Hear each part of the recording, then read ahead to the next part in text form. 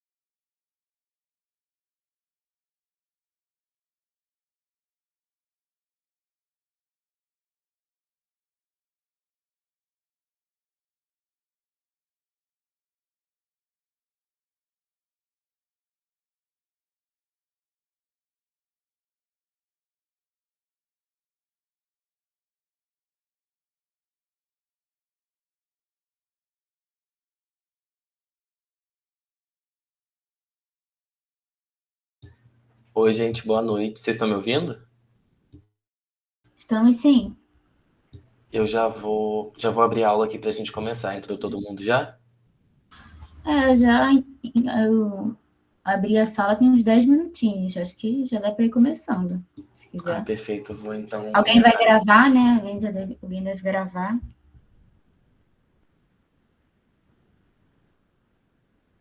Aí dá para começar.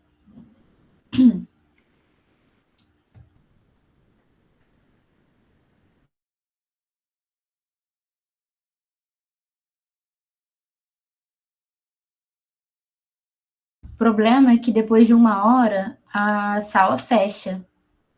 Eu tenho só mais 48 minutos. Aí a gente vai abrindo de 1 em 1 hora, pode ser? Tá, perfeito. Eu terminando essa aqui. É super rápido, é só pra passar mesmo. Ou a gente abre a próxima. Tá. Na minha, talvez a gente abra outra. Perfeito. A minha parte também é rapidinho.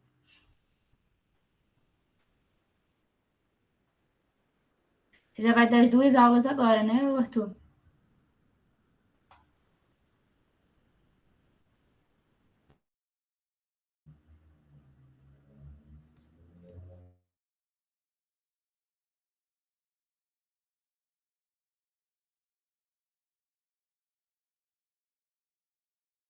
Vocês conseguiram ver? Sim, foi certinho. Peraí só um minutinho. Gente, Eu vou só colocar aqui, enfim, passar pela introdução, só mesmo para, né, a gente poder passar, mas não tem nada assim de, acredito assim, de tão significativo para vocês focarem tanto. Mais interessante mesmo é dar uma atenção maior para os outros tópicos, né? Até o que o Murilo já deu, que as meninas vão dar também. E eu vou dar a parte da introdução de tireoide e hipotireoidismo.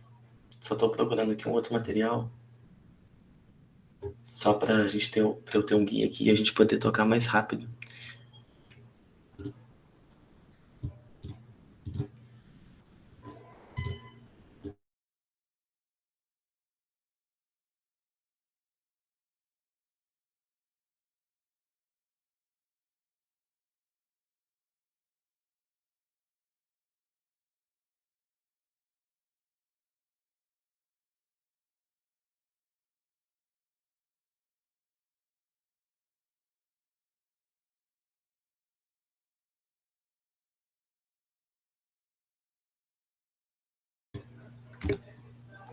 Estão conseguindo ver minha tela? Foi, tá certinho. Tá, qualquer coisa, vocês vão falando aí, enfim, e a gente vai...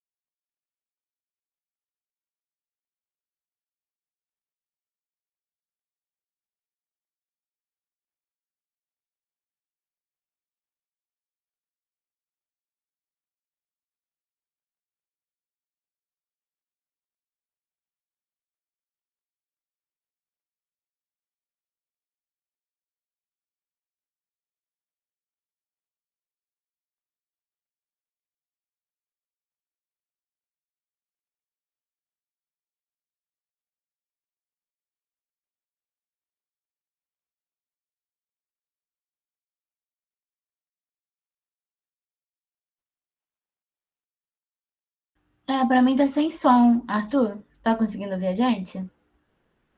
Pra mim também tá sem som. Arthur? Eu achei que o meu computador tinha travado.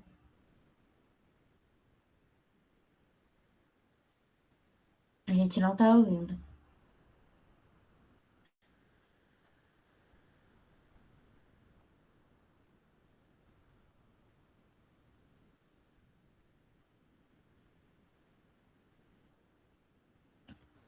Estão me ouvindo? Agora sim. Qualquer coisa, não sei o que rolou, mas... Vocês não ouviram nada? Nada. Eu achei que meu computador tinha travado. Não, tranquilo. Acho que foi o problema no cabo aqui. Qualquer coisa, se Isso. parar, Eu te me aviso. avisem, que aí a gente vai, enfim, vai se comunicando. E o que eu tinha falado é o seguinte, que é importante a gente ter, é só essa introdução para a gente recapitular, que a gente vai só fazer uma revisão. Então, acredito que isso aqui vocês já estejam mais, assim, de bate-pronto, assim. É importante que esses eixos você se alenque de uma forma medular, assim, para não perder tanto tempo, enfim, né? A gente vai ter, nesse andar superior, a gente vai ter o hipotálamo e a hipófise. A hipófise que se divide em adrenocórtex e neurohipófise, a anterior e a posterior. No hipotálamo, a gente vai ter os hormônios que a gente divide em estimulantes e inibidores. Os estimulantes, a gente vai ter o PRH, para estimular a produção de prolactina na hipófise.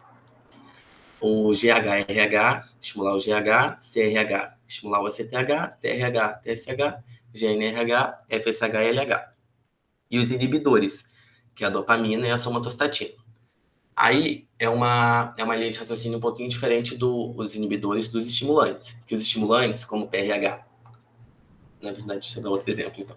Como o TRH, por exemplo. A gente precisa do hipotálamo produzindo TRH, para esse hipotálamo estimular a hipófise a produzir o TSH. Os inibidores, como no caso, por exemplo, da dopamina com a prolactina. O hipotálamo mantém a produção de prolactina inibida por conta da dopamina. Então, o hipotálamo vai estar secretando dopamina. A partir do momento que ele quer produzir prolactina, ele para de secretar a dopamina. Então, não precisa do estímulo direto para secretar a dopamina. A gente tem um estímulo, a prolactina. A gente tem um estímulo para ter uma secreção constante de dopamina para inibir a secreção de prolactina. E assim também para a somatostatina com GH. De hipófise, a gente lembra dessa divisão de adeno-hipófise e neurohipófise. A adeno-hipófise, que a gente vai mais falar, que é a produção de prolactina, GH, CTH, TSH, FSH e LH, estimulados pelos hormônios do hipotálamo. Da neurohipófise, o ADH e a ocitocina. Para a gente ter só mais ou menos esse bizu, passar por cima aí. Alguém tem alguma dúvida nisso? Para a gente poder seguir com os outros tópicos. Agora, falando de hipofunção hipofisária, hipopituitarismo. Como que a gente caracteriza essa condição? Deficiência isolada ou múltipla de hormônios da adeno-hipófise, aqueles que a gente falou ali atrás. As causas podem ser várias: compressão ou destruição das células hipofisárias, alteração hipotalâmica ou da própria haste hipofisária. Se nesse percurso do hipotálamo, no caso, a gente está falando da adeno-hipófise mesmo, né? Mas da adeno-hipófise, todo esse eixo até a haste, enfim, se a gente tiver alguma coisa, alguma massa que comprima essas estruturas, alguma alteração ali, alguma lesão, enfim, tudo isso vai alterar a produção. E a gente caracteriza como pan-hipopituitarismo quando a gente tem um acometimento de 2 ou mais hormônios. Desses aqui que a gente já descreveu aqui atrás. Da prolactina, GH, CTH, TSH e LH. Eles costumam ter uma ordem para acometimento, que segue essa daqui, do LH, FSH, GH, TSH, CTH e a prolactina, que costuma ser a última acometida. A clínica, as complicações vão depender da etiologia, do tipo e da gravidade da insuficiência, a depender daquelas causas que a gente falou, seja massa, seja, sei lá, um TCE, alguma coisa assim. As manifestações clínicas do hipopituitarismo são evidentes apenas quando ocorre o comprometimento de pelo menos 75% do seu parênquima. Então, assim, quando eu tiver nesse acometimento já do LH, enfim, eu só vou ter essa manifestação clínica, esse paciente só vai se apresentar com aquelas características que a gente vê quando ele já tiver um acometimento bem grande desse território. E costuma respeitar essa ordem aí que a gente falou. Aqui a gente tem a clínica de cada uma das deficiências. Eu vou mandar para vocês depois, se vocês tiverem alguma dúvida em relação a isso. Para os diagnósticos, a gente precisa determinar a presença, se de fato há ou não há essa insuficiência, esse déficit desse hormônio, o tipo e o grau de deficiência. A etiologia, que vai ser sempre investigada, a gente vai ver até na parte da tireoide, quando a gente fala de hipotireoidismo central, que a gente vai ser obrigado a fazer um exame de imagem, preferencialmente a ressonância, para a gente poder buscar essa etiologia, determinar tipo, grau, enfim, de acordo com o que a gente foi encontrando nessa nossa pesquisa. E a presença de alterações visuais. Gente, rapidinho, me dá só 5 segundinhos, só para eu pegar uma água ali, porque sentei aqui para falar, e esqueci de pegar uma água, tô com a boca muito seca.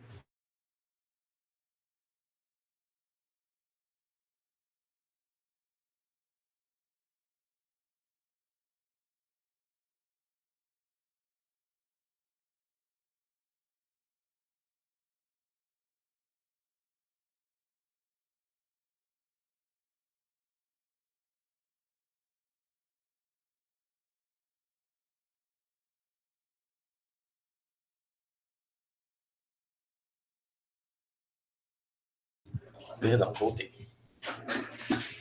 Tá, como eu estava dizendo, a gente vai precisar determinar a presença, o tipo, o grau de deficiência, a gente precisa investigar essa etiologia, e é importante a gente saber se tem acometimento visual. presença de alterações visuais, porque como a gente está falando de uma alteração provavelmente orgânica ali, enfim, de alguma massa, alguma coisa, alguma lesão, é muito íntimo com o par craniano, enfim, que através de compressão, enfim, eles podem se manifestar com essas alterações. E quando a gente tem alteração visual, a gente já está falando de algo mais avançado, né? Algo mais que já é mais estabelecido, enfim, em questão de tamanho, acometimento, enfim. A investigação do GH e da CTH a gente faz por testes dinâmicos, que acho que é a Amanda que vai falar um pouco melhor, teste de tolerância à insulina. E o tratamento vai ser de acordo com a deficiência, né?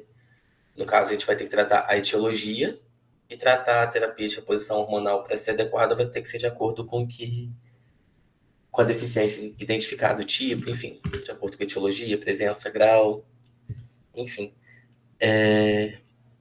Daqui tem alguma coisa que vocês querem falar ou a gente pode ir para tireoide? Porque aqui eu realmente só passei mesmo para a gente poder saber se está todo mundo na mesma página. Posso seguir? Vou seguir aqui então. Qualquer coisa vocês vão me interrompendo. Antes, na verdade, eu queria saber, porque o que acontece? A revisão até que a gente deu no período passado, eu fiz ela um pouquinho mais extensa. Essa eu tentei deixar um pouco mais pontual para não ficar cansativo, porque a aula vocês já tiveram, enfim. Acredito que a essa altura vocês já tenham estudado pelo menos boa parte. Vocês estão mais familiarizados. Então, algo bem pontual para a gente revisitar, enfim, ver se surge alguma dúvida, enfim. Eu queria saber se você já tem alguma coisa para eu ficar mais atento quando a gente começar, for passar, enfim, pelos tópicos aqui da tireoide. Se vocês lembrarem de alguma coisa aí, interrompam, por favor. Vou dar a tela aqui.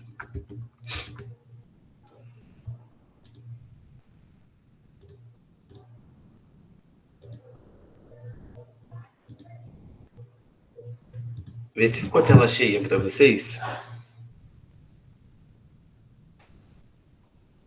Foi, Tá me ouvindo? foi certinho. Já achei que o microfone tivesse dado alguma coisa de novo. Não. Se alguém mandar alguma coisa, você tá aí... Tô de olho aqui no chat. Ah, perfeito. Gente, vamos lá. Deixa eu ver se é esse o arquivo. Aqui, depois até a gente vai falar melhor disso. Mas só para a gente relembrar agora o eixo específico da produção dos hormônios tireoidianos. É o eixo hipotálamo-hipófise, que a gente vai ter o hipotálamo secretando o TRH, estimulando a adeno-hipófise a secretar o TSH, que vai agir diretamente na glândula. A gente vai falar ali da fisiologia, enfim, do cotransportador NIS, deixando ele mais sensível para a entrada do iodeto, enfim, toda a produção do T3 e do T4, principalmente do T4, né? Na glândula tireoide, todo o T4 que a gente tem circulando no nosso corpo, ele é proveniente de produção da glândula. E apenas 20% do T3 que a gente tem circulante, ele vem de produção direto da glândula. Os outros 80% são de conversão periférica. A gente caracteriza esses distúrbios quando presentes em central, que seria o secundário e o terciário, que ele seria... Vocês veem o meu cursor ou não? Dá para ver a setinha. Enfim, isso. Obrigado. É quando a gente está falando desse andar superior do eixo. Uma disfunção secundária seria da adeno-hipófise e a terciária do hipotálamo. A gente faz esse caminho reverso que a gente habitualmente está acostumado a falar, né? Que seria hipotálamo, adeno-hipófise, tireoide. Na hora dessa classificação, a gente faz o contrário. O distúrbio primário seria da hipófise, secundário, adeno-hipófise, primário da tireoide, secundário, adeno-hipófise, terciário do hipotálamo. Então, esses distúrbios centrais, alteração causada por disfunção no eixo hipotálamo-hipófise, sendo uma alteração hipotalâmica ou hipofisária. Hipotalâmica terciária, hipofisária secundária. Isso é mais específico, assim, né? Acredito que nem tenha abordado tanto nas aulas. O distúrbio primário mesmo, que é o que mais interessa a gente, é o causado pelas disfunções propriamente da glândula.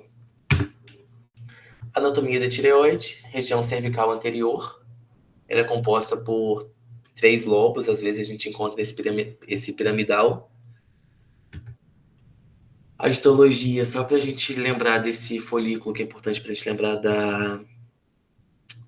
do funcionamento da tireoide, a gente pode ver que o folículo é formado pelas células tireoidianas e perto, para cada folículo, perto sempre vai ter um capilar, que é importante para a gente receber esse substrato, tá até sinalizado aqui, esse substrato para a formação dos hormônios, principalmente, que é primordial, que é o iodo, e para poder também secretar direto ali já na corrente sanguínea os hormônios, tanto o T3 quanto o T4.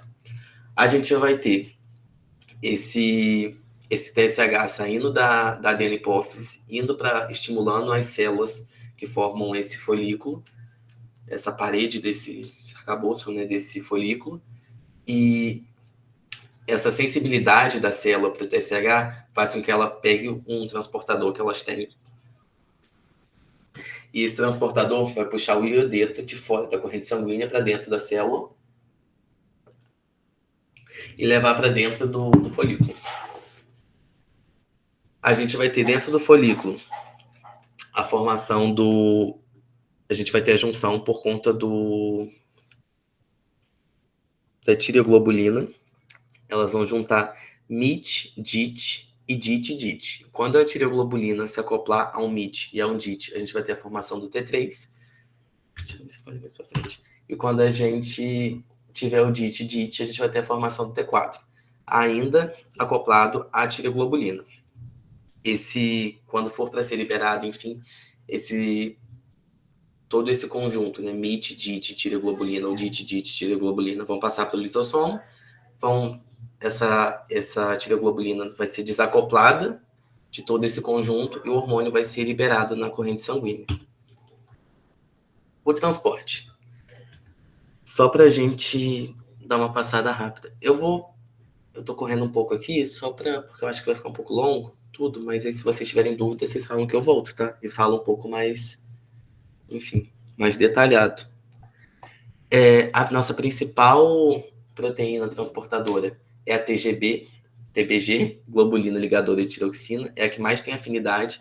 A gente tem até uma fração da TIR e da albumina, mas majoritariamente pela TBG, e uma porcentagem mínima é a fração que fica livre, que é de fato a que gera toda essa atividade, essa repercussão no metabolismo,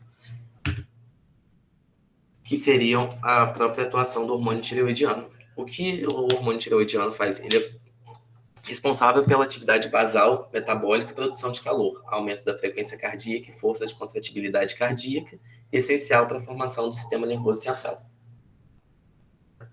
Por isso, é tão importante a gente perguntar para as mulheres, enfim, que desejam engravidar, enfim, ou se estão grávidas, sobre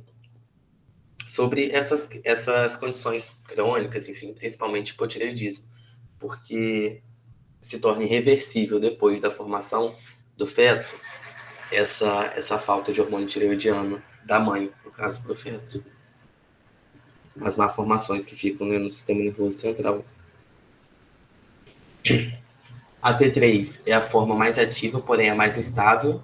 A T3 ela fica ativa aí no nosso corpo em média 1 dia e a T4 7 dias. Então, assim, a T4 não é o hormônio funcionante que atua nos tecidos, mas ele é convertido perifericamente para T3, que é a forma ativa e menos estável, mas é a que é atuante. A gente vai ter as enzimas D1, D2 e D3. A D1 e a D2, elas convertem o T4 livre em T3. E a D3, ela é inativa, T4 em T3R e T3 em T2. Em condições fisiológicas mesmo, como a gente vai falar da síndrome do tireoidiano doente, que é quando a gente tem uma atividade fisiológica que a gente tem que poupar energia, é um mecanismo de defesa. Então, essas enzimas trabalham reduzindo a atividade tireoidiana, no caso, a atividade dos hormônios, né? Aqui eu citei um pouquinho onde a gente pode encontrar perifericamente essas enzimas. e como elas se comportam diante das condições de hipotireoidismo e hipertireoidismo.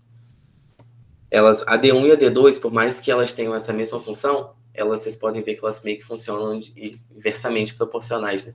No hipotireoidismo, quando uma está reduzida, a outra está aumentada.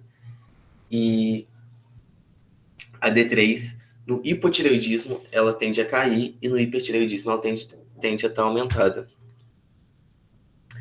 Só para a gente falar dessa relação do iodo com o bócio, principalmente, era só para falar um pouco mais desse bócio endêmico, para a gente correlacionar com a fisiologia do iodo, que a tireoide, quando falta esse substrato para ela poder produzir os hormônios dela, o iodo, no caso, como substrato, como mecanismo compensatório, ela aumenta de tamanho para tentar suprir essa demanda que o corpo tem dos hormônios tireoidianos, né?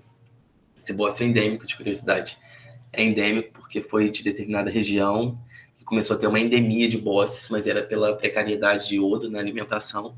Então, muitas pessoas começaram a ter esse bócio, mas a gente pode encontrar ele Hashimoto, doença de Graves, mas cada um com as suas especificidades, né? A síndrome do eutireoidiano doente. Pronto, vamos falar agora com um pouquinho mais de calma. Eu acho que é o ponto mais importante até agora, de tudo que eu falei desde a outra aula. Vale a pena vocês darem uma atenção e ler com calma depois também. O que é a síndrome do eutireoidiano doente, né? O SED, ou síndrome do T3 baixo, como também é chamado. É uma adaptação fisiológica a condições de estresse aguda da homeostasia. Afeta pacientes hospitalizados, pós-operatórios e que enfrentam condições de saúde mais graves. Não necessariamente um paciente que tenha entrado em coma, tenha sido entubado, papapá. É um paciente que tenha só uma pneumonia comunitária. Foi internado, papapá.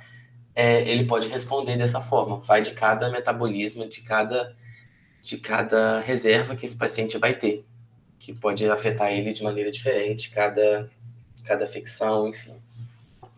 Como que vai funcionar isso? Como esse mecanismo compensatório de proteção mesmo, a gente vai ter um T3 diminuído, um T3R aumentado, TSH e T4 inicialmente inalterados. Então, assim, é um embotamento ali mesmo, né? Eles estão tentando diminuir isso. É ótimo. O corpo está tentando diminuir a atividade metabólica que a gente estava vendo, que a gente estava falando que esses hormônios atuam. Como o T4 é a forma inativa, não, a princípio ele permanece inalterado. A gente quer diminuir a atividade metabólica, a gente tem que mexer no T3, que é o hormônio que atua nos tecidos. Então, a gente vai ter um T3 diminuído e o T3R aumentado. O T3R, que é aquele T3 inativo, né? Conforme esse paciente, então, na fase aguda, aumenta a inativação, poupação de energia como mecanismo de proteção, e conforme esse paciente vai passando mais tempo nessa condição, seja internado, seja mais tempo dessa pneumonia, enfim, do que for, dessa condição que ele está passando, aí essa síndrome, ela vai mudando até ela chegar na fase final dela. O que acontece? Conforme o tempo vai passando, esse paciente começa a reduzir também os níveis de T4 dele, até que ele se cura da doença basal, enfim, e o T3 e o T4 voltam à normalidade. Nessa fase final, o TSH, por conta dessa supressão toda que teve, o TSH ele pode ficar um pouquinho aumentado, mas questão de tempo, meses, semanas, meses, enfim, a depender do metabolismo de cada paciente, ele volta à normalidade. Alguma dúvida aqui? Vamos falar de hipotireoidismo. Hipotireoidismo é mais chatinho. Assim, um conselho que eu dou, trabalho com fluxogramas, que eu acho que fica muito mais fácil.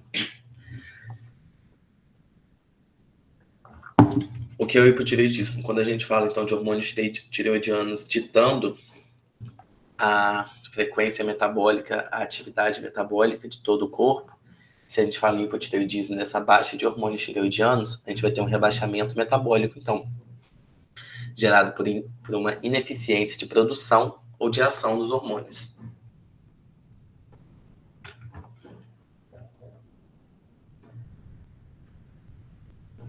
Como a gente dividiu lá atrás, a gente pode ter um hipotireoidismo primário ou hipotireoidismo central.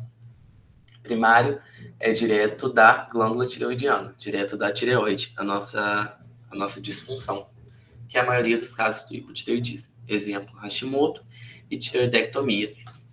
Esse é um paciente que ele vai ter um hipotireoidismo, né?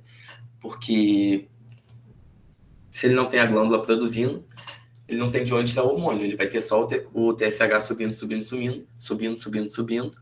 Claro que a gente fala num paciente que seria, né, surreal pensar, mas tipo, um lugar que ele não tivesse sido amparado, né? Mas se ele passou por uma tireoidectomia, ele vai ter esse cuidado, com certeza. E o central, que é o secundário relacionado à hipófise, terciário ao hipotálamo, ambos cursam com TSH baixo, porque a nossa produção do TSH vem lá de cima. Então, se eu tenho alguma questão, alguma disfunção no hipotálamo para não produzir o TRH, não tem estímulo na adenopófise para produzir o TSH. E se eu tenho alguma disfunção do TRH, da adenopófise, o TRH pode estimular que ela não vai conseguir produzir o TSH. Aí vai dessa especificidade de dosar TRH, enfim, uma investigação que é mais reservada. Exemplo, macroadenoma hipofisário e o hipopituitarismo, como a gente tinha falado na outra aula. São fatores de risco para hipotireoidismo: pacientes acima de 60 anos, sexo feminino, pacientes com bócio ou nódulos, doenças autoimunes, diabetes, Crohn, enfim. História de doença tireoidiana, história familiar, né? Síndrome de Down-Turner, excesso ou deficiência de iodo e fármacos. Isso é muito importante a gente sempre perguntar, saber quais são as medicações de uso contínuo desse paciente, se ele fez recentemente uso de algum fármaco, enfim. Principalmente a amiodarona, lítio a gente vê muito também nos cuidados de saúde mental. Os pacientes de transtorno de humor, enfim, costumam fazer uso contínuo de lítio. Então é um paciente que a gente tem que estar atento a isso.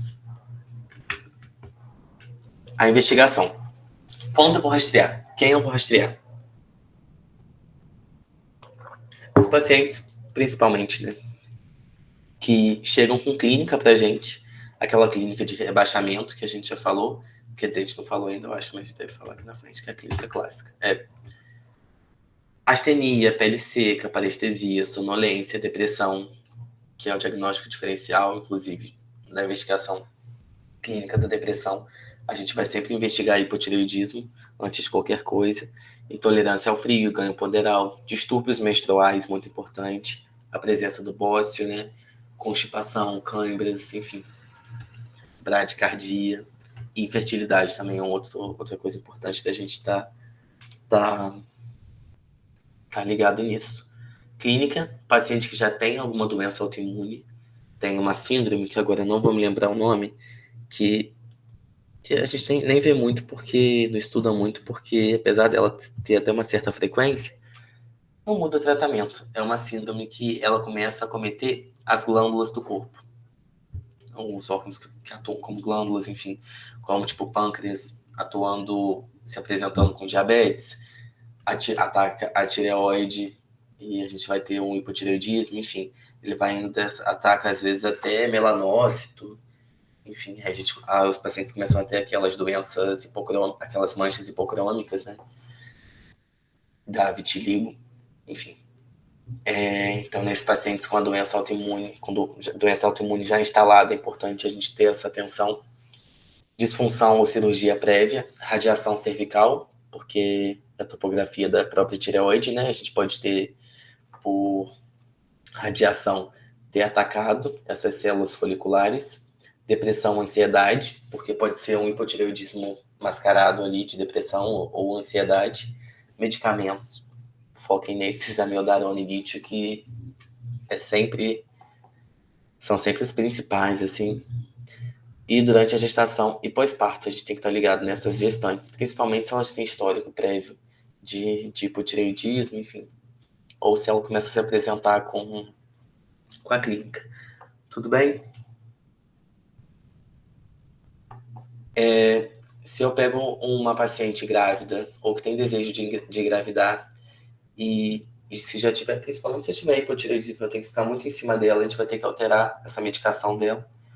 Mas se é uma mulher que pensa em engravidar e ela se enquadra nesse perfil, nesse quadradinho de baixo, a gente tem que investigar e a gente vai ter que pedir um TSH dela, porque a gente vai ter que fazer esse acompanhamento um pouco mais próximo, que é uma mulher acima de 30 anos, IMC acima de 39,9, e se ela já tem esse trio aí, né, que no caso não necessariamente o trio, mas se ela já tiver algum desses componentes, infertilidade, abortamento, prematuridade. E essas mulheres, elas costumam já ter um histórico disso, então falei do trio porque normalmente não vai ser uma coisa só. Se ela já tem esse acometimento por conta dessa disfunção, é comum que elas tenham histórico de aborto, ou de prematuridade, enfim, ou de não conseguir nem de ser infértil mesmo.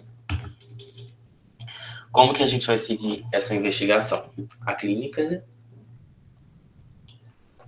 Sempre que é o que vai fazer, a princípio, a gente vai ser o nosso ponto de partida. Muitas das vezes o paciente já chega encaminhado, ou já chega no ambulatório, vocês já devem ter visto muito isso, ou já chega com diagnóstico e é refratário, enfim, para entrar no especialista, né? Mas na atenção básica, o paciente, na maioria das vezes, vai buscar por conta desses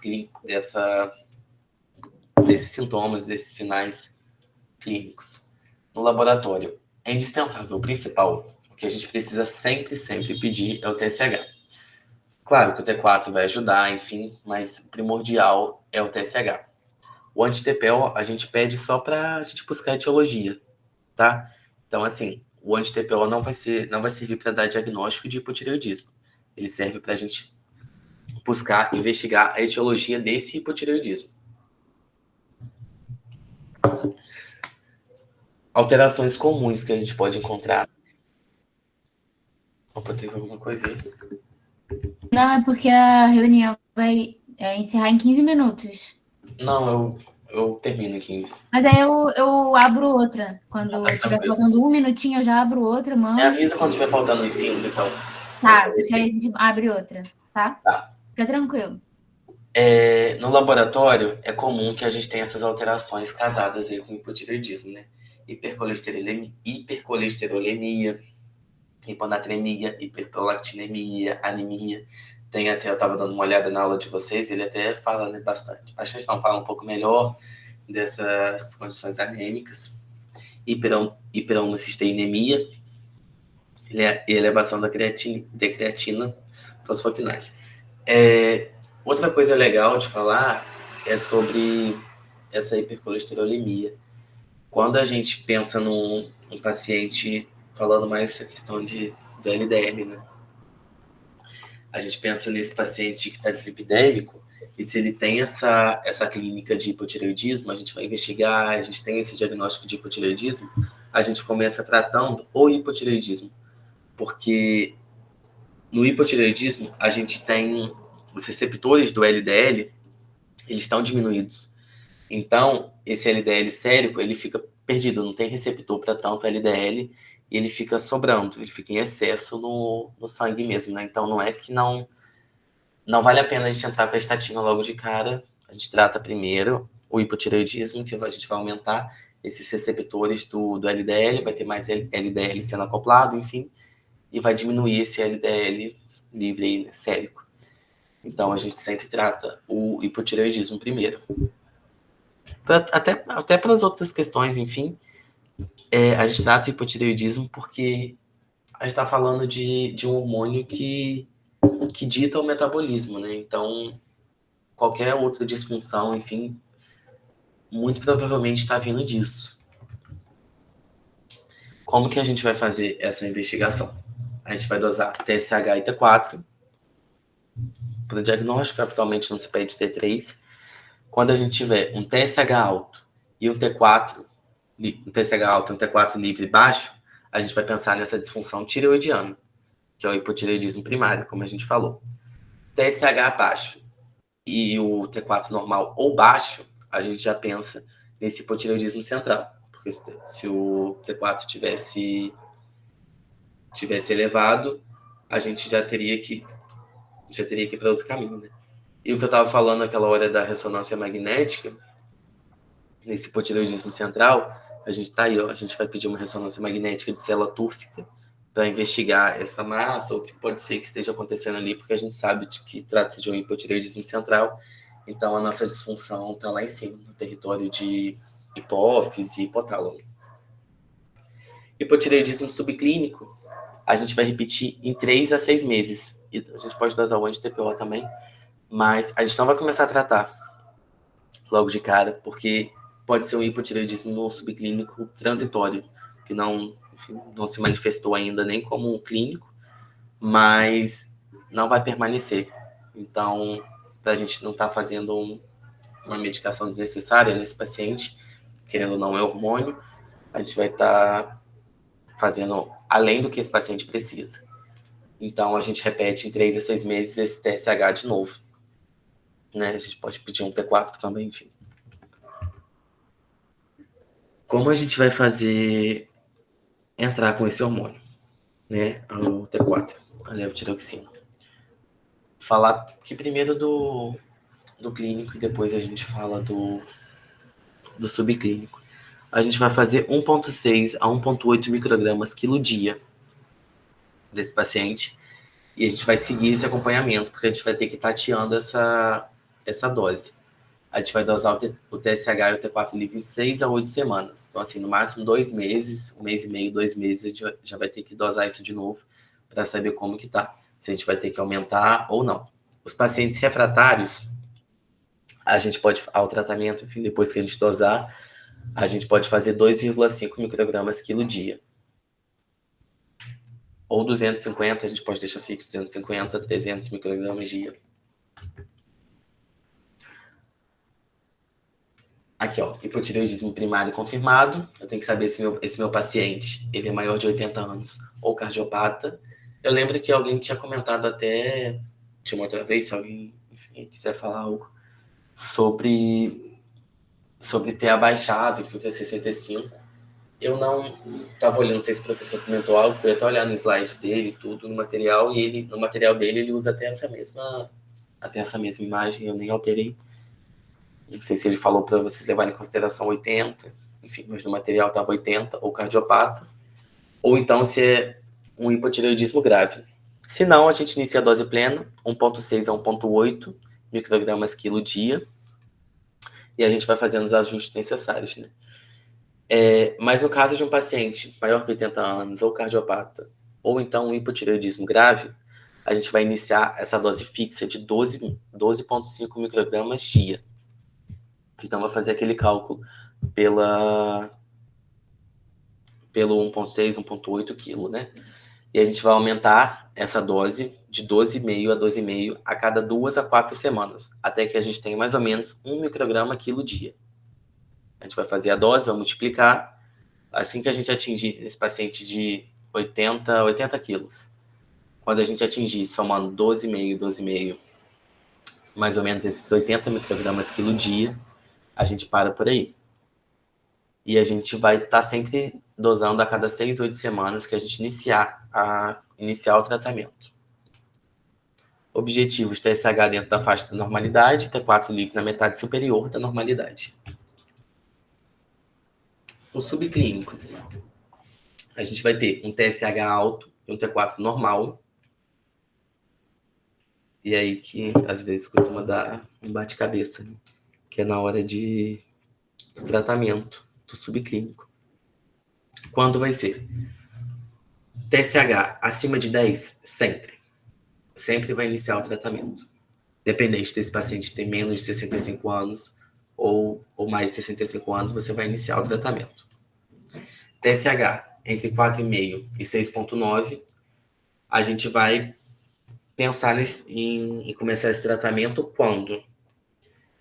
Eu vou dosar o anti-TPO, se esse meu paciente se ele tiver anti-TPO positivo, sintomas de hipo, né, se ele tiver clínica, que não é muito comum o paciente subclínico ter clínica, o paciente de hipotireoidismo subclínico ter clínica de livre, né, tão fechadinha. Se esse meu TSH ele for subindo com o tempo, seu doso tá 4,1, aí daqui a pouco eu já vou ver tá 4,5 de novo, aí já tá chegando em 5, já tá chegando em 6, já me fala a favor de iniciar esse tratamento, porque é provável que continue subindo. Não sei se meu paciente dentro da clínica ali, sinais e sintomas, tiver bócio, ou então se for uma mulher que planeja engravidar. A gente tem que ter muita atenção. Mas se ele tiver acima de 65 anos, não. A gente vai desconsiderar o tratamento. Não é recomendado, pode ser feito, mas para a prova vamos desconsiderar. TSH de 7 a 9,9, a gente vai tratar os menores de 65 anos para reduzir risco cardiovascular e não é recomendado para acima de 65. E acima de 10, a gente trata todos. Então, quando a gente vai tratar 4,5, 6,9, anti-TPO positivo, clínica, elevação progressiva, pensa em engravidar ou bócio. 7 a 9,9, a gente já vai entrar com tratamento para reduzir risco cardiovascular se menor que 65 anos. E acima de 10 eu vou tratar todos. O hipotireoidismo na gestação. Aqui eu coloquei só alguns riscos para a gente lembrar da importância desse tratamento adequado e perto desse paciente que quer engravidar ou que, enfim, já engravidou. Os riscos tanto maternos quanto fetais, abortamento, eclâmpsia, parto prematuro, hemorragia pós-parto, retardo no desenvolvimento neuropsicológico do feto, baixo peso ao nascer, natimor, sofrimento fetal, déficit intelectual. Então, assim, é imprescindível que a gente comece esse tratamento. Hipotireoidismo na gestação, TSH inicial. Quando que a gente vai começar esse tratamento? Se a gestante tiver um TSH de 2,6 a 3,9, não, menor ou igual, a 4, perdão, a gente vai solicitar o anti-TPO. Se ele vier positivo, a gente inicia 50 microgramas dia. Se vier negativo, a gente desconsidera e a gente continua investigando, não, a gente continua acompanhando esse TSH, mas a gente não entra ainda com a levotiroxina. Se esse TSH vier acima, se esse TSH vier acima de 4 e acima de 4, 4,1, enfim, para cima, até 10, eu solicito T4. Até então, a gente está trabalhando só com TSH. Para todos. Perdão, gente, me distraí aqui. Acima de 4 a 10, a gente vai ver a dosagem de T4 livre. Se dentro da normalidade, 1 micrograma quilo dia. Se tiver o T4 livre estiver baixo, a gente já entra com 2 microgramas quilo dia. E acima de 10, a gente também vai sempre tratar com 2 microgramas quilo dia. TSH de 10 é esse número coringa aí, né? Que vocês tratam todos, inclusive os idosos. E é para grávida também sempre iniciar 2 microgramas quilo dia. Aqui tem os valores de referência, aqui embaixo, de acordo com os trimestres, para a gente poder avaliar esse TSH. Arthur? Oi. Então, tá dando uns 4 minutos aqui, eu vou criar o link, tá? Peraí. Na verdade, era isso. Eu acho que eu só ia abrir para eles fazerem perguntas. Alguma coisa deve ter, porque eu fui mais rápido, enfim. Para a gente ter mais tempo de ver o que vocês têm para falar, se vocês querem que volte nos assuntos específicos. Porque se for falar tudo de tudo, vocês vão se atrasar para a prova. Alguém falou alguma coisa sobre? Não, ninguém perguntou. Mas assim, se ao longo da aula surgir alguma dúvida, pode perguntar, gente, de qualquer assunto, assim. No meio da minha aula teve dúvida de hipotireoidismo, podem perguntar. Mais alguma coisa, então? Eu vou abrindo aqui. Acho que foi. Então tá bom, gente. Qualquer coisa, vocês podem mandar mensagem. Enfim, tem o número eu acho que é a Ana Lúcia, não é? Ela tem o nosso contato. Enfim, podem mandar através dela. Ou se a Ana tiver aí também, o meu contato pode passar. Até amanhã, na hora da prova, a gente tenta responder. Qualquer coisa podem mandar, então. Boa prova amanhã. E, gente, é isso. Foca em exame para pensar nesses diagnósticos diferenciais, saber dar o diagnóstico, reconhecer, de avaliar esses exames para poder dar o diagnóstico E eu acredito que não vai fugir muito disso, não. Tipo, não caiam nesse terror da endócrina, não, que não é isso.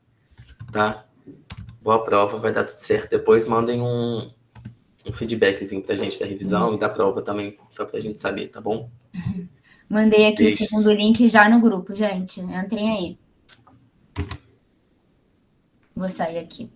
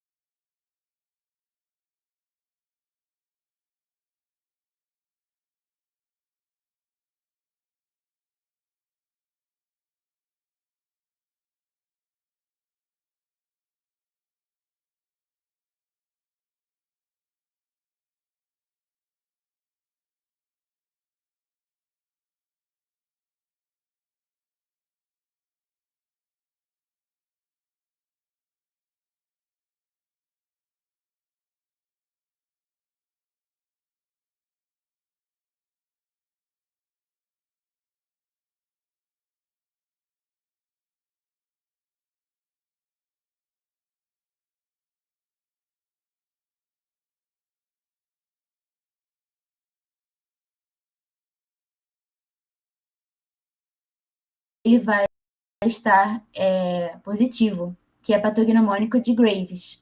E aí, como é que funciona? Esse autoanticorpo, ele se liga aos receptores do TSH e faz com que o TSH, por feedback negativo, ele pare de ser produzido. E aí, como o TSH não está sendo produzido, T3 e T4 ficam altos.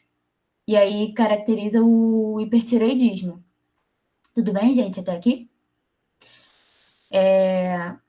E aí, a principal associação de Graves é a oftalmopatia de Graves, que é a exoftalmia, que eu vou mostrar mais à frente, e a dermatopatia infiltrativa também. Então, como a gente faz o diagnóstico de hipertireoidismo e quais exames a gente pede? Além da anamnese e do exame físico, a gente vai pedir de exame laboratorial TSH e T3 e T4. E aí, no hipertireoidismo, o TSH vai estar suprimido, T3 e T4 elevados. Beleza, a gente confirmou o hipertireoidismo. E aí, agora a gente precisa saber a etiologia desse hipertireoidismo, né? A causa. A gente vai dosar o anticorpo TRAB para saber se é Graves. A gente vai fazer cintilografia para ter diagnóstico diferencial, né, para definir a causa. Eu vou falar da cintilografia também mais à frente, porque ela é um exame muito importante quando o paciente tem hipertireoidismo, para a gente saber a causa do hipertireoidismo. E a ultrassonografia de tireoide, se o paciente tiver nódulo. Aqui é a exoftalmia que eu tinha falado, no Graves. Mas o paciente com hipertireoidismo mais arrastado, assim, sem tratamento, ele também pode ter.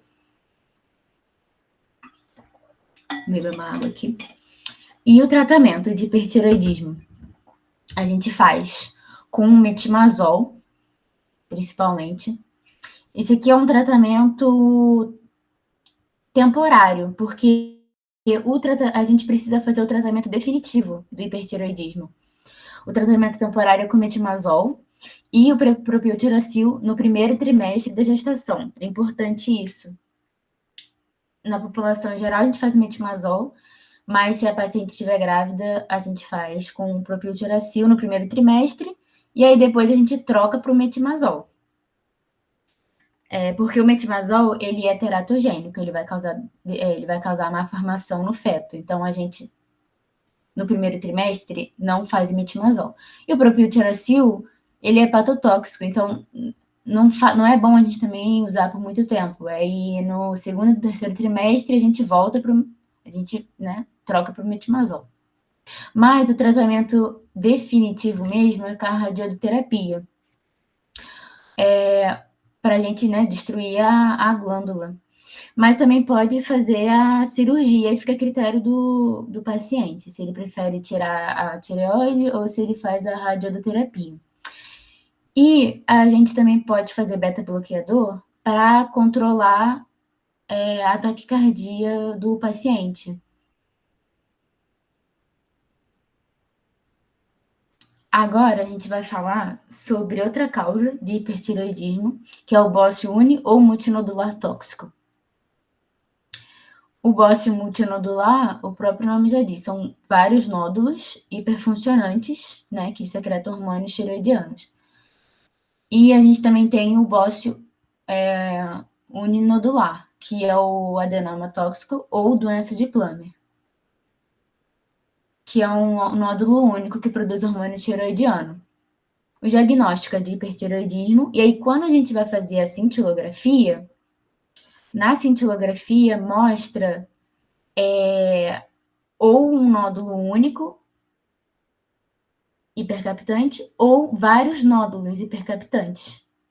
A cintilografia é muito importante para fazer esse diagnóstico, diferencial de hipertireoidismo, porque aqui nessa captação difusa aumentada seria o Graves. Aqui, o nódulo único, o adenoma tóxico. Aqui, no bócio multinodular, o próprio diagnóstico aqui já diz, né? Aí o tratamento, radioterapia ou cirurgia.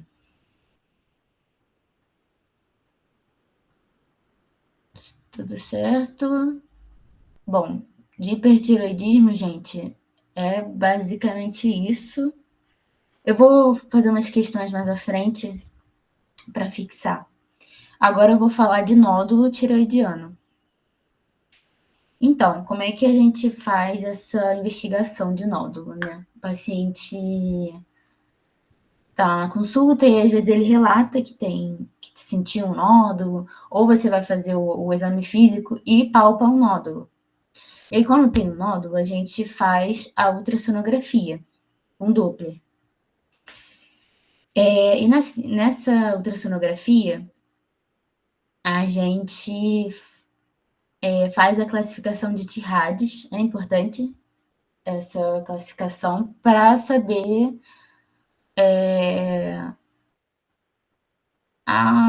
o grau de malignidade daquele nódulo, né?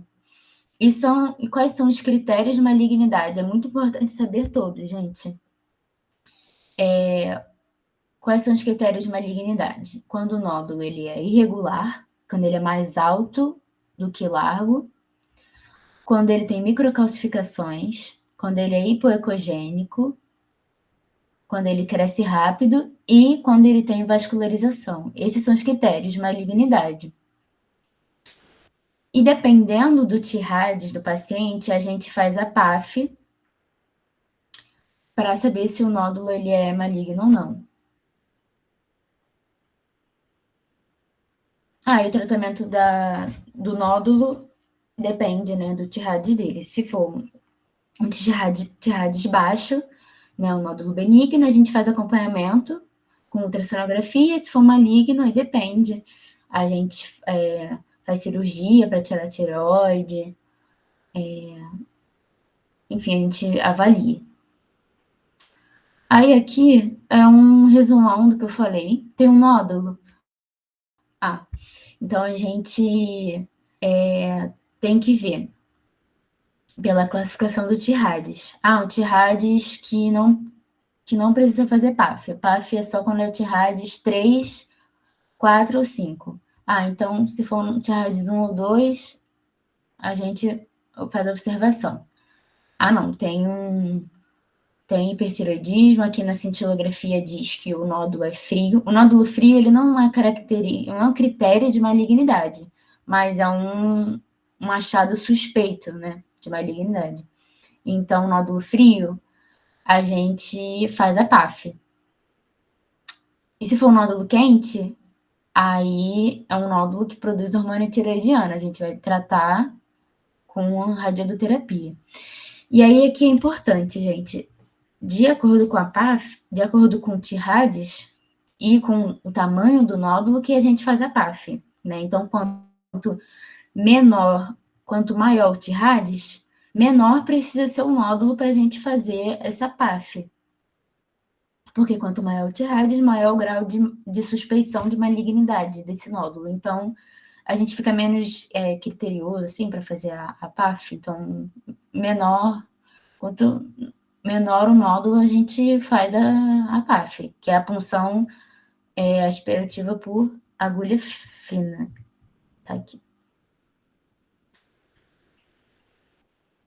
Então, se for TIRADS 3, a gente faz a PAF. Se o nódulo for maior ou igual a 2,5 cm.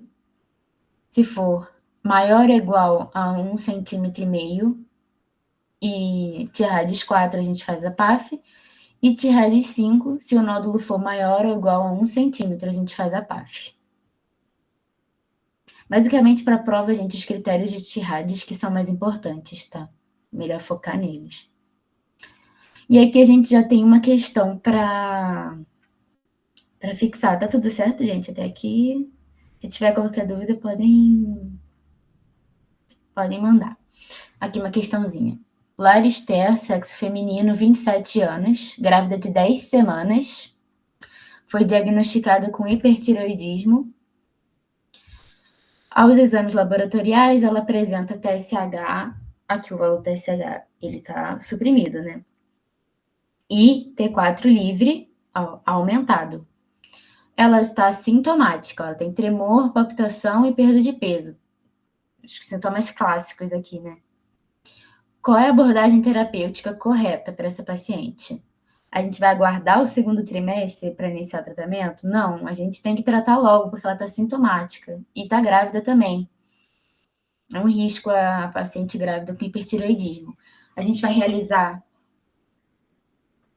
tireoidectomia? Não, gente. A gente tem que tratar com medicamento. Não, ela tá grávida, também não vai fazer cirurgia, né? Agora. Iniciar metimazol. Então, metimazol, ele é tratamento de hipertireoidismo, mas, ó, ela tá no primeiro trimestre ainda.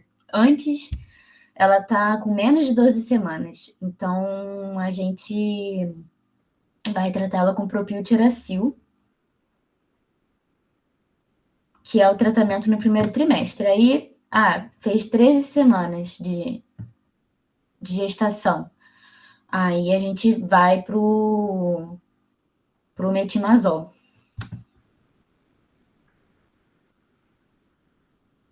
E aí, antes de ir para a próxima questão, eu vou falar aqui sobre esses dois fenômenos que eu acho importante saber. Esse fenômeno aqui de George Basedal, acho que é assim que fala, que é quando a paciente... Isso aqui não acontece em tireoide saudável, gente. É só quando o paciente tem um nódulo ou vários nódulos hiperfuncionantes, só que eles estão latentes. E aí, o paciente é assintomático, e aí ele vai fazer, por exemplo, algum exame que precise usar contraste iodado. E aí, depois de usar esse contraste, o paciente começa a ter sintomas de hipertireoidismo. E aí ele fica com hipertireoidismo, porque esses nódulos estavam latentes, e aí com essa fonte extra de iodo, ativou esses nódulos. E tem esse outro efeito aqui, o Wolff-Chaikoff, eu acho que falo, que esse é ao contrário do George Basedal. Esse efeito aqui é com o excesso de iodo, ele bloqueia o funcionamento normal da tireoide. E aí o paciente ele fica com hipotireoidismo transitório.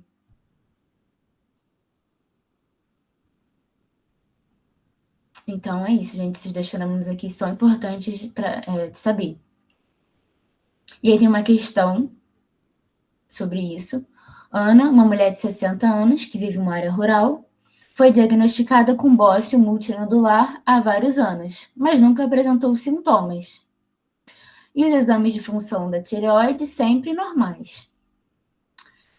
Recentemente, Ana viajou para uma cidade onde passou por um exame que utilizou o contraste iodado para avaliação de um problema renal. Então, ela tem bócio multinodular, só que nunca teve sintomas, exames normais, então, assim, nunca tratou nem nada, nunca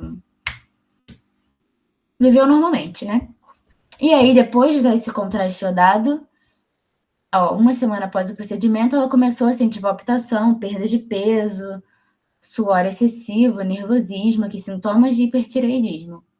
Preocupada com esses novos sintomas, Ana procurou um endocrinologista que solicitou exames de sangue. Dentre as situações abaixo, qual está corretamente relacionada ao quadro clínico? Então, ela tinha bócio, só que esses nódulos estavam latentes, não produziam sintomas nela. Ela teve uma fonte extra de iodo, e aí ficou com sintomas de hipertireoidismo. Aí é um fenômeno autorregulatório secundário à exposição a altas doses de iodo. Não é um fenômeno autorregulatório. O fenômeno autorregulatório é esse aqui, Wolff-Chaikoff, que aí ela teria hipotireoidismo, e aqui no caso ela tem hipertireoidismo. esse quadro ele está relacionado à administração de iodo em pacientes com bócio endêmico? É essa alternativa aqui, gente. Porque foi uma resposta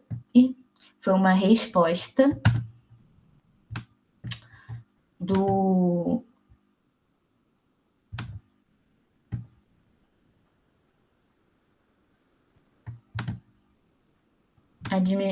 o hipertireoidismo foi por conta do iodo.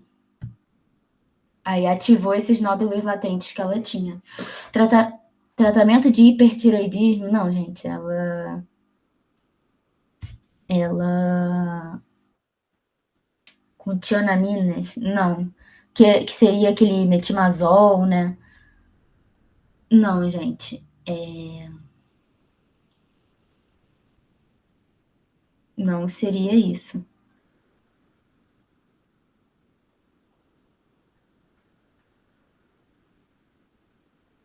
Uso crônico de levotiroxina em dose elevada? Não, não tem nada a ver. Isso aqui seria tireotoxicose factícia. Aqui, no caso, ela tem sintomas de hipertireoidismo. Sobre a questão C, né? Na verdade, as tionaminas, o metimazol, eles tratam o hipertireoidismo. Aqui, no caso, ela tem hipertireoidismo. Então, nada a ver. Aí foi isso, gente. Essa parte aqui de hipertireoidismo foi isso. Vou aqui para a segunda aula. Não ficou nenhuma dúvida, gente?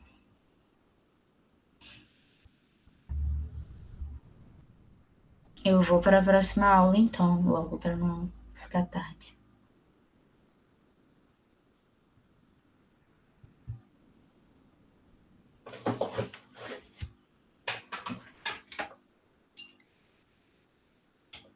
Agora eu compartilhei a tela inteira, né? Eu acho que antes não estava a tela inteira. Enfim. Agora eu vou falar sobre hiperprolactinemia e depois acromegalia.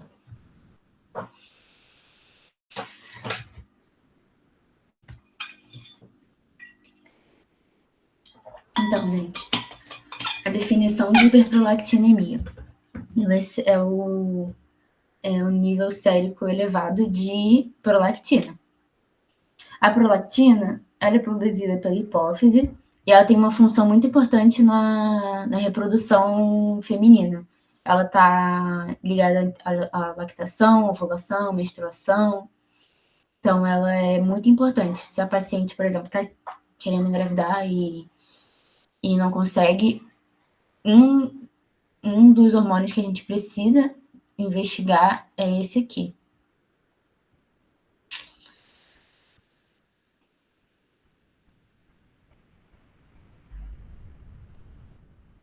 E aqui são os valores de referência, que é até 25, e aí eu vou voltar nesse quadro depois. Mas tem aqui as causas de hiperprolactinemia, né?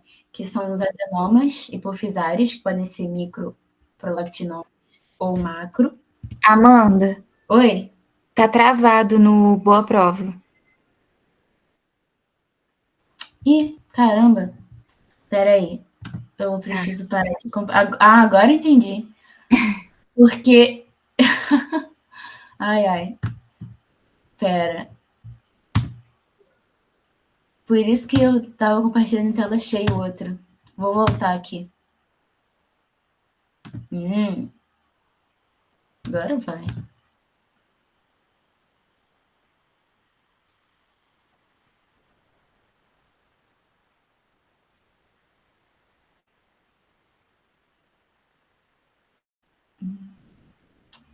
Estranho. Foi, né?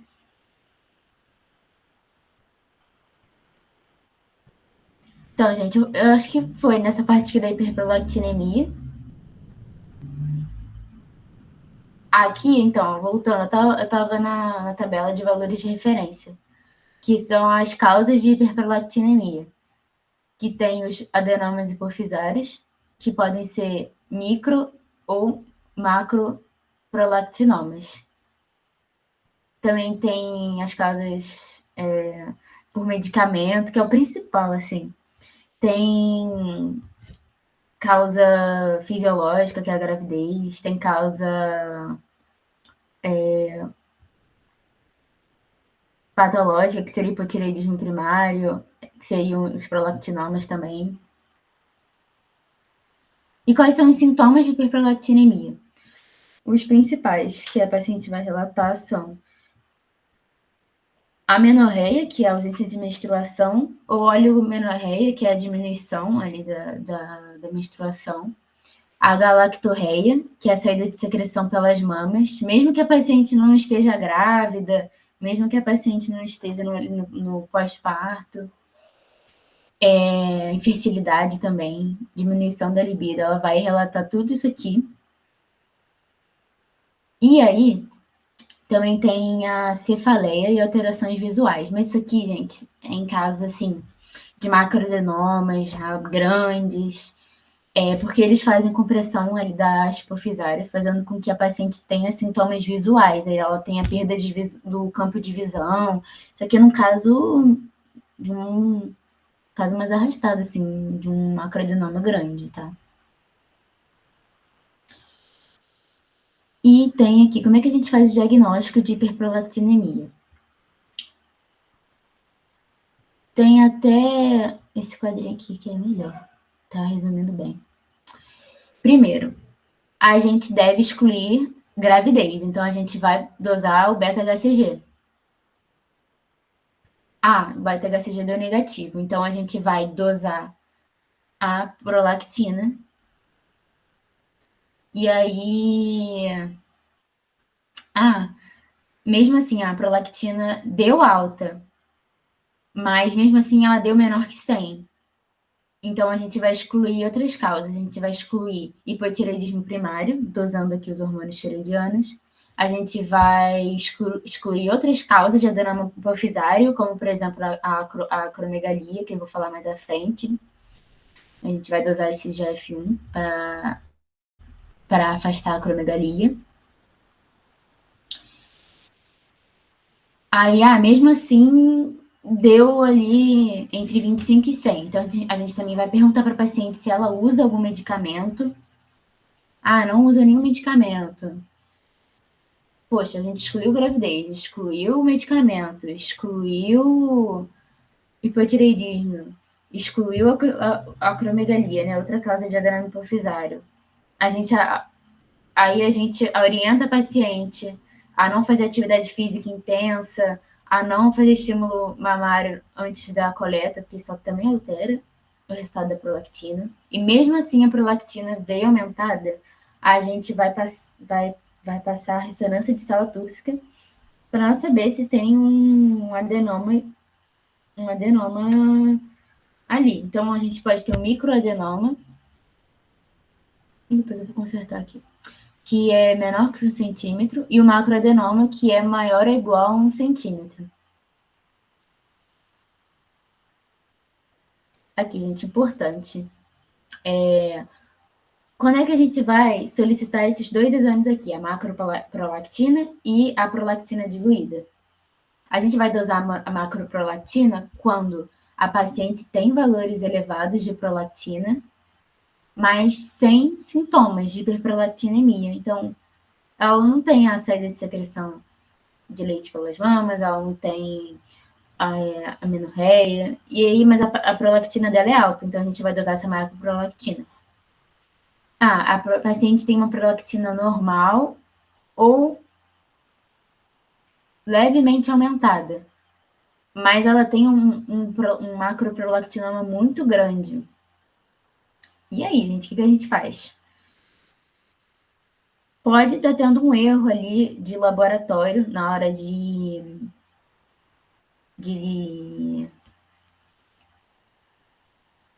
fazer ali a técnica ali no laboratório, né? Que é o efeito gancho, que aí vai dar uma falsa redução dessa prolactina.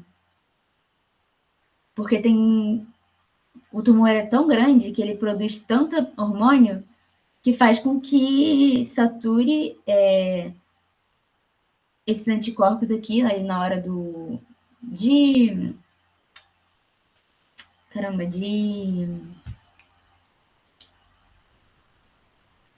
analisar ali o exame, enfim. E aí faz com que essa prolactina fique falsamente baixa. Então a gente precisa fazer ela diluída, que aí vai dar o valor verdadeiro dela. Mas aí, então, repetindo, prolactina diluída em macroadenomas com a prolactina normal ou levemente aumentada.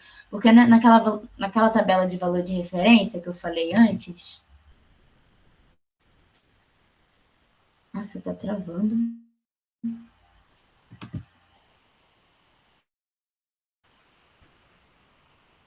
Tá. Nossa, tá bem lento aqui, gente. Espera aí.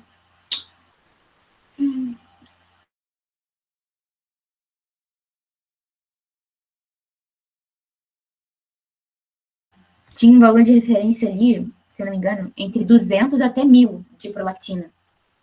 Ai, travou.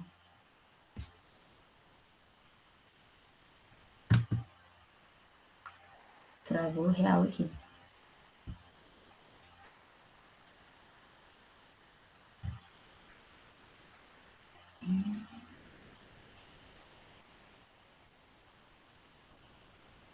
Calma aí, gente. Desculpa aí.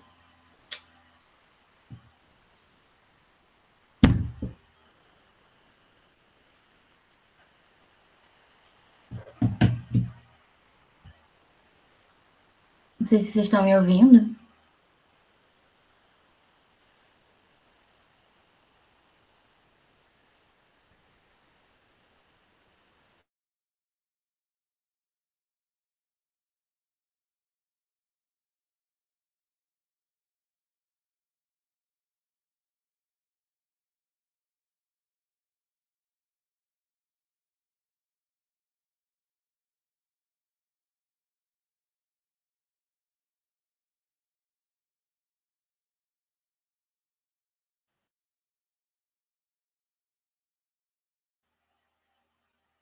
Gente, eu caí aqui. Voltando.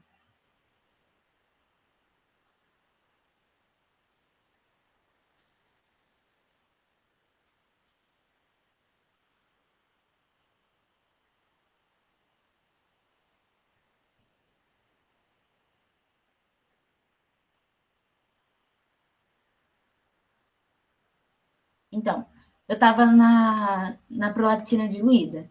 Quando a paciente tem um macroprolactinoma muito grande, a gente espera que a prolactina dela fique entre 200 a 1000. E aí, no caso, às vezes, tá 100, tá 30, 40. É muito baixo para quem tem um prolactinoma muito grande. Aí a gente faz essa dosagem de prolactina diluída, para evitar esse erro aí de laboratório.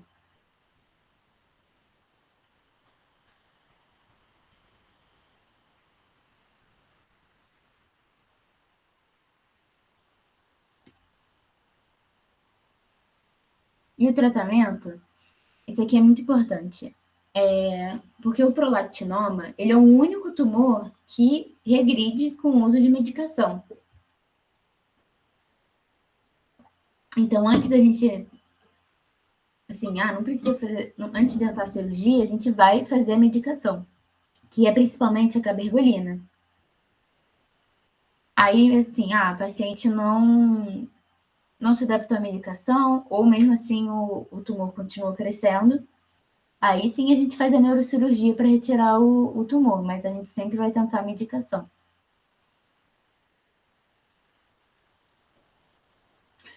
Aí fechei a hiperprolactinemia. Agora eu vou falar de acromegalia. A acromegalia, ela é uma doença rara, assim, gente. A hiperprolactinemia é bem mais comum, assim, em ver. A acromegalia é mais difícil. Ela é o excesso do hormônio GH, que é o hormônio do crescimento. Que também geralmente devido a algum adenoma hipofisário, igual a hiperprolactinemia.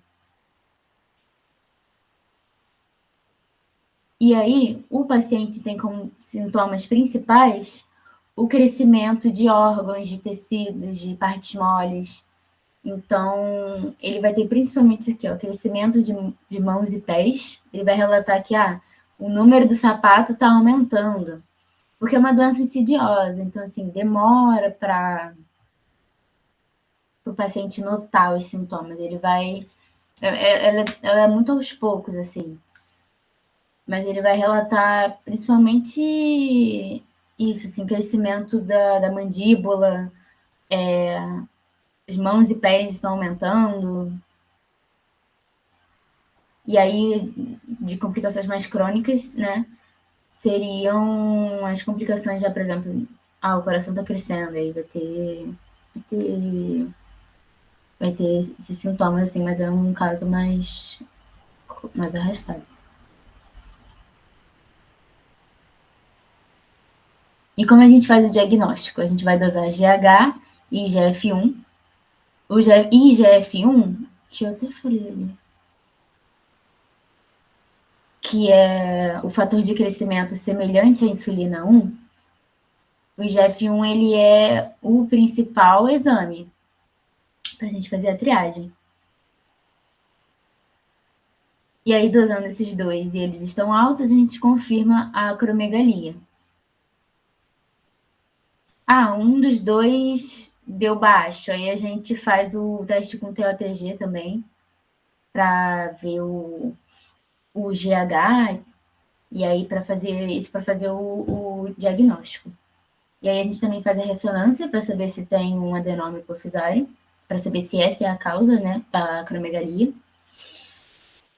E também a gente faz avaliação das comorbidades com os outros especialistas, se o paciente, né, tem alguma comorbidade decorrente da doença, né. E o tratamento é com neurocirurgia para tirar o tumor, basicamente.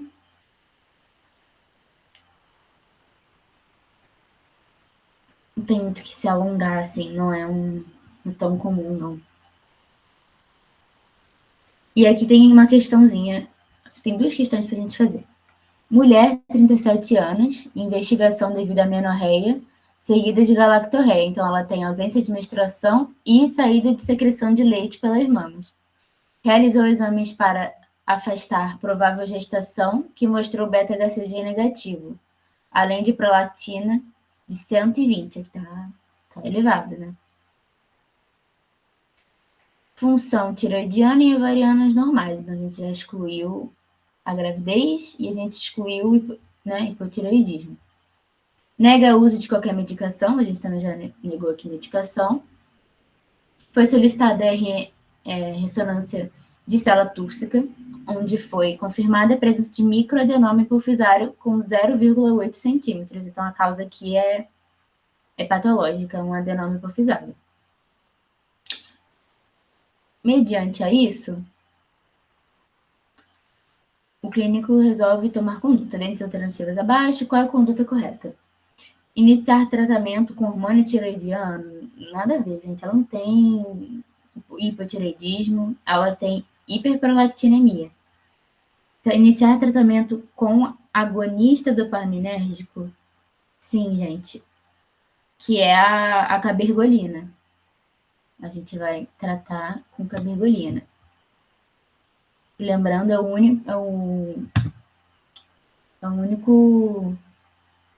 o macroprolactinoma é o único adenoma hipofisário que regride com a medicação.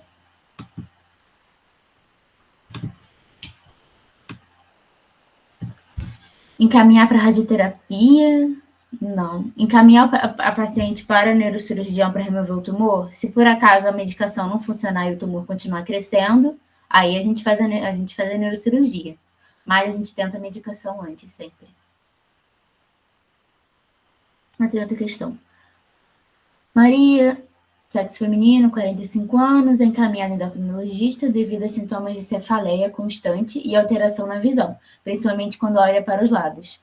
Ela relata que esses sintomas têm se intensificado aos últimos 6 meses. Então, ela tem alteração na visão.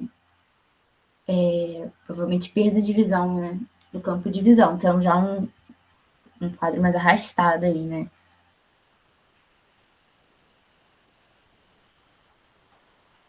Maria também menciona irregularidade menstrual nos últimos meses e diminuição da libido. Uma ressonância de crânio é realizada e revela um macroadenoma hipofisário de 3,5 cm, é muito grande esse tamanho. Diante desse achado, a dosagem de prolactina sérica é solicitada, mas, surpreendentemente, os níveis de prolactina encontram-se em 45. Porque, assim, para um macroprolactinoma desse tamanho, não é o que a gente esperaria encontrar, né? Naquela tabela está entre 200 a 1.000 que a gente esperaria encontrar. Então, o que será que aconteceu aqui para essa prolactina estar baixa, mesmo com um tumor tão grande? Iniciar tratamento com agonista dopaminérgico, independente da dosagem de prolactina?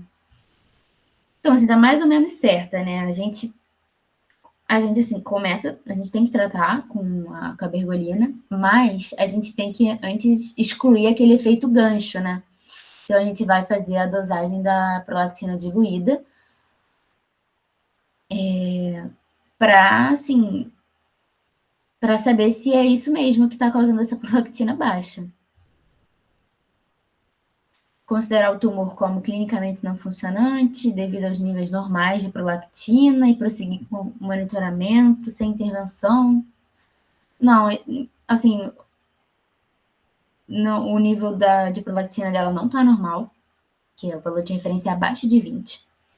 Repetir a dosagem de prolactina utilizando a técnica de diluição, para evitar o efeito gancho. Isso.